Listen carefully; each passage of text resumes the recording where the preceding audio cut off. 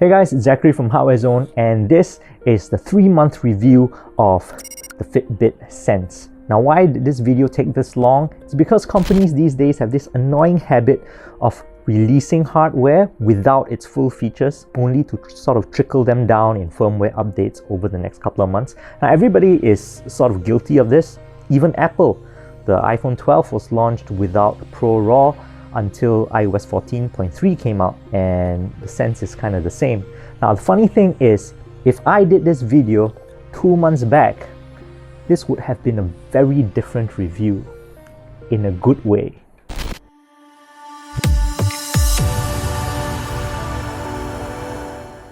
The Fitbit Sense is the spiritual spin-off to the Versa series. Now, I really like Fitbit's Versa. When the Versa came out, it was one of the most value for money smart wearables that you could buy.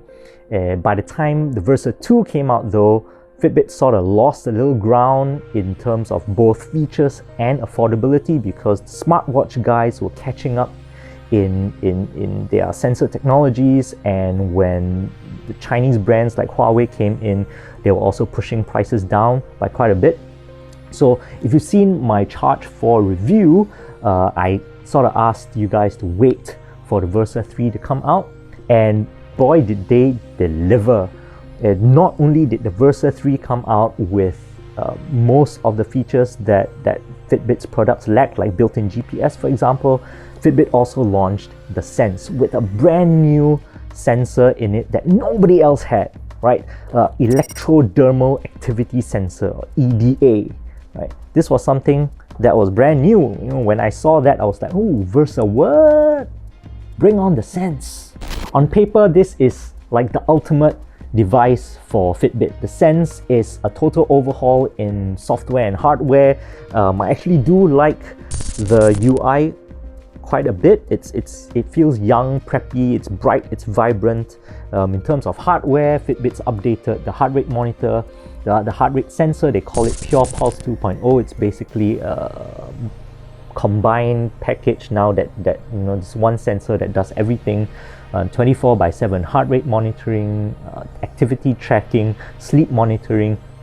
It has SpO2 sensor as well now, so that's new for the Sense. Although using it, there is some caveats. We'll come to that later. It's also got built-in GPS like the Charge 4, so the watch is finally independent of your phone, so that's great. It's got onboard memory for offline music storage, but there's also a caveat to that, and we'll get to that later again. There is Bluetooth, so you can connect Bluetooth headphones and speakers to it to play your music. It's got its own mic and speakerphone now, so you can make calls with the Sense.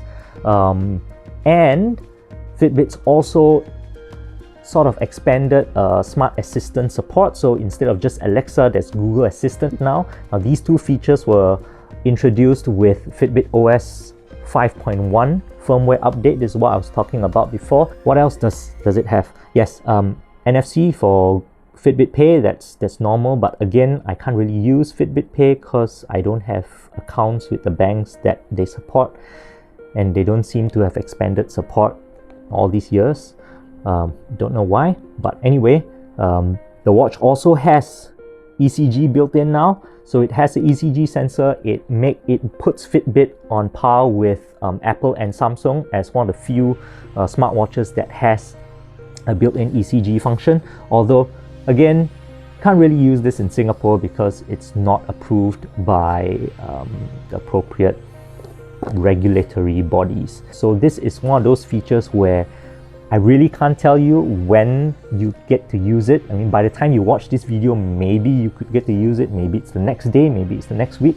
Maybe by the time the Sense 2 comes out, it's still not approved yet. You just don't know. So having this feature, after all these years, it's become one of those things that, oh great, another watch has ECG. Oh great, I still can't use it. So here are some of the things I experienced using the Sense for the past 3 months. Now, you guys have been commenting on some of the past videos, and that's great. Do keep those comments coming. I really want to know what you guys think. especially if you live somewhere where you can actually use some of these functions that I just don't get to use. Keep the comments coming and like and subscribe. First things first, design. I really do like how the Fitbit Sense looks right out of the box. It's a very premium and handsome smartwatch, right? This sort of curved, shiny black screen and has a very small bezel, or illusion of a small bezel, with this metallic rim on it, which is part of the EDA sensor, right? It actually does have a pretty thick black bezel, which is similar to how all the Versa series has been, although you don't really see it because with the new UI everything is black and it just looks a lot more polished than before. Now the problem I have with the Sense is the new default strap that sort of Fitbit bundles with it. To put it bluntly, I don't really like the design of the strap. Right, these kind of straps where the excess sort of strap goes back into your wrist.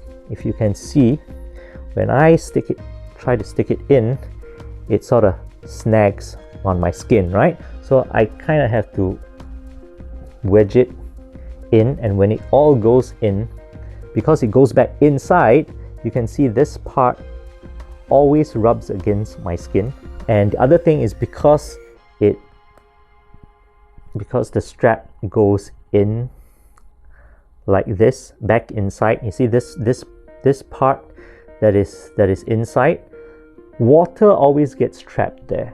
So every time you sweat, every time you work out, you sweat a lot, or you wash your hands, this part that has water in it always feels damp, and this part of my wrist where this strap always feels damp and sticky. And this is the one watch where I'm gonna have to tell you have to take it out and really wipe it dry, or you get that sort of rash problem all the time, or at least I do.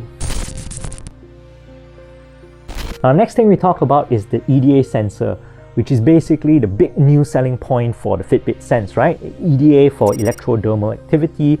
It's basically a fancy new sensor that is able to track even the tiniest changes in impulses on your skin and your sweat glands, which basically detects if you're stressed or not. Now, the thing is, most smartwatches in the past 2 years have some kind of stress testing or stress algorithm on them, and they mostly use the HRV method, which is heart rate variability. Now that method basically uses the heart rate monitor to look at the time between your heartbeats, basically to see how stable your heartbeat is, and that tells you if you are getting stressed, right? If it changes or not. Now the thing with HRV method is because the heart rate monitor runs 24/7, it's basically automated. With the EDA scan, you have to close the loop, which is why there is this sort of metal rim on the watch. So when you start an EDA scan, it tells you to basically place your palm on top of the screen. You can't really see what's happening. You can only get like a vibration to know that it's done, and it will basically run the scan for you.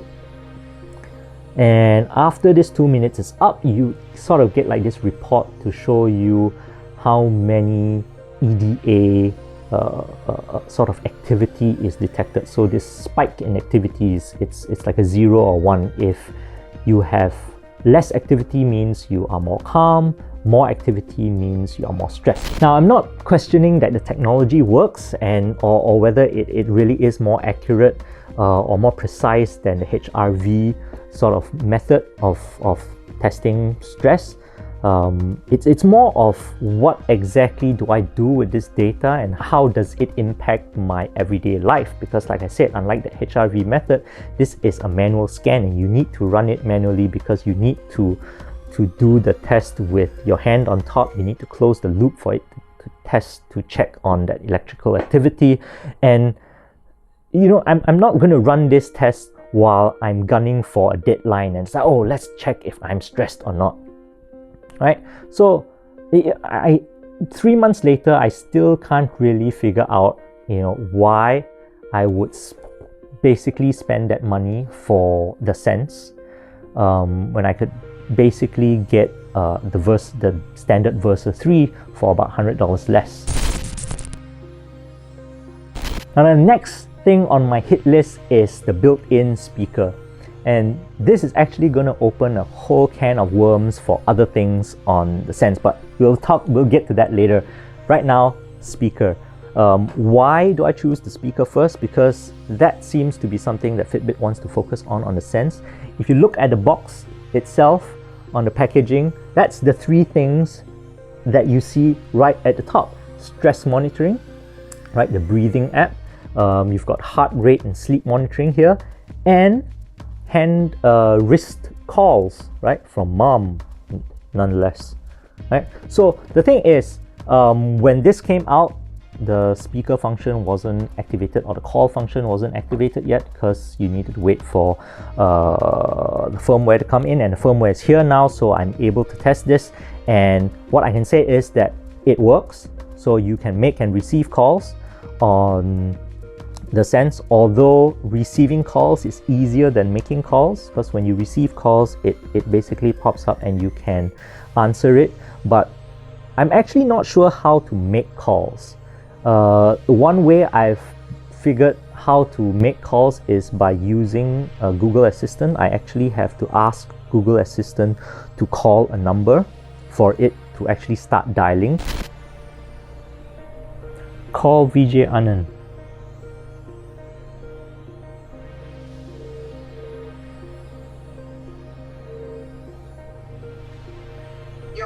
Yo. Hello. Just checking. Checking on something lah. Just randomly calling you. Test 1 2 3. Okay. Okay. I love you much. Okay. Bye. I don't see an actual app anywhere or a shortcut that I could use touch controls to call somebody, or I haven't figured that out.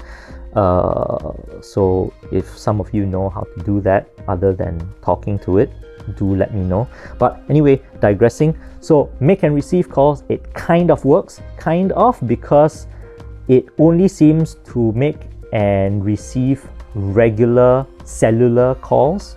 So if I asked Google to call somebody, it will call them on my phone using the regular dialer. And if somebody calls me, it only picks up, or it only starts to notify me, to buzz me when it's called from the regular dialer. Like if somebody tried to make a WhatsApp call, it won't actually notify, it won't actually ring. So it's one of those weird things that we will get into a lot more later on, how Fitbit seems to do something but not do something with the watch. It's really messy.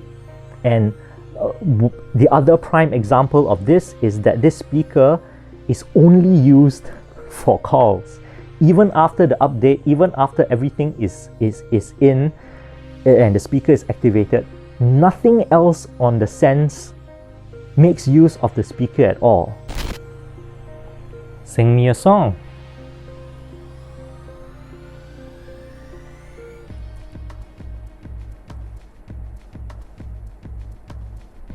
Why Fitbit? Why? Now, after using this watch for a couple of months, I kind of have this laundry list of things that just don't make sense to me, right? So the speaker is one thing, only calls use the speaker and nothing else. Calls is the other thing, only cellular calls come through and nothing else. Music storage is the another, so onboard storage there, you can download songs for offline music, but it only works with Deezer. It doesn't work with anything else. You have Spotify app on the Fitbit app, but it's only for remote control. You can sync it to your account and all that, but you can't have offline songs. SpO2 sensor, so there's a new SpO2 monitoring now, and it runs in the background, but there is no app for it, so you can't actually check your SpO2 sort of readings unless you download a very specific SpO2 watch face. So it technically works, and the watch actually can get the reading, or the watch face can get the reading. But why didn't Fitbit implement an app to do it, rather than forcing you to download a specific watch face if you wanted to see your sort of SpO2 readings? I don't know. Now, the longer I use the Sense, the more these quirks start to pop up. One of the other things is for auto exercise tracking, right? Just like the Charge 4, you can go to the Fitbit app and you can set it to auto recognize certain exercises like walking, running, outdoor bike, aerobic workout, swimming. It sort of detects a duration that you're doing these exercises and it auto starts to track it. The problem is that the GPS will not be turned on if it auto tracks your exercise. Now, this is consistent with the Charge 4, but what I found out is that if you set auto recognize on the watch app itself, there is the standard exercise app on the Fitbit, and it only works for running. It doesn't work for anything else, not walking, not swimming, nothing else, just running. It will auto track your exercise and start the GPS. So it actually does work, but not on the app, just on the watch. So again, one of those things where the hardware works, but the software experience is iffy. You don't know why there isn't like a complete sort of holistic experience or easier experience where certain things seems to work in one part of the watch and doesn't work in another part of the watch. Swimming is also weird. So what I realized is on the Sense, when you do like swim tracking, you've actually got to set up your pool length properly. It doesn't seem to detect it via GPS, and it will detect your laps when you stop, when you turn back. Like for example, if I set a weird pool length like 41 meters, that's what it's going to detect when it detects your laps. And I noticed that if I scroll through the settings, there isn't like heart rate monitoring as well. So there's no underwater heart rate monitoring for this, and GPS length detection. It just detects your laps based on what you set the pool length to. For some reason, I cannot set the pool length. It always defaults to 25 meters regardless of what number I manually set it to before I start. No matter what I set my initial lap distance to, it sort of defaults to a 25 meter length. As you can see, I swam there and back and it still shows 50 meters for two lengths. Yeah, there we go. 50 meters, two lengths. I've tried doing this before the firmware update, after the firmware update, nothing really has changed, and so yeah, swim tracking is weird. So is the Fitbit Sense that bad a product? No, I think it's actually pretty great. I mean, I said this at the beginning. Fitbit's overhauled everything, software, hardware. It has latest cutting edge sensors, it has new sensors that nobody else has, and everything basically works on its base level, right? The EDA sensor works whether or not you think it's useful. It works.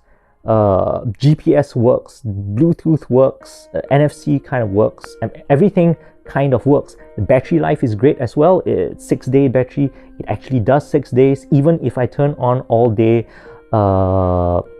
display, it always on display, it actually still able to last 4+ days. So that's great. So everything works. That's not my problem. My problem is how it's implemented, right? This is not a bad hardware issue. It's how Fitbit chose to implement this software in one way that's not carried into another thing. And that is my frustration with it. That is when you see a function work in one part of the watch and not available in another part of the watch, and that just gets you like, why Fitbit? Why do you restrict me like this? And that's essentially Fitbit Sense. Great hardware, not very sensible software. The Fitbit Sense retails at 488 Singapore dollars. It's considered expensive for a Fitbit product, but it's actually cheap when you compare to other flagship smartwatches with ECG features. The Apple Watch Series 6 starts at $599. Samsung Galaxy Watch 3, it's 600 plus. So, you know, it's considered like affordable in that sense. But you have to remember that you are paying a premium for a feature that really isn't available in Singapore yet, and you really don't know when it's going to come. So if you ask me, it would make more sense to get the Versa 3, which basically is the Fitbit Sense without the ECG and EDA functionality. And you can get Versa 3 for, I think, $378. If I'm wrong, we'll correct that below. But yeah, so that's another, you knock another $100 off for a Versa 3 if you like Fitbit.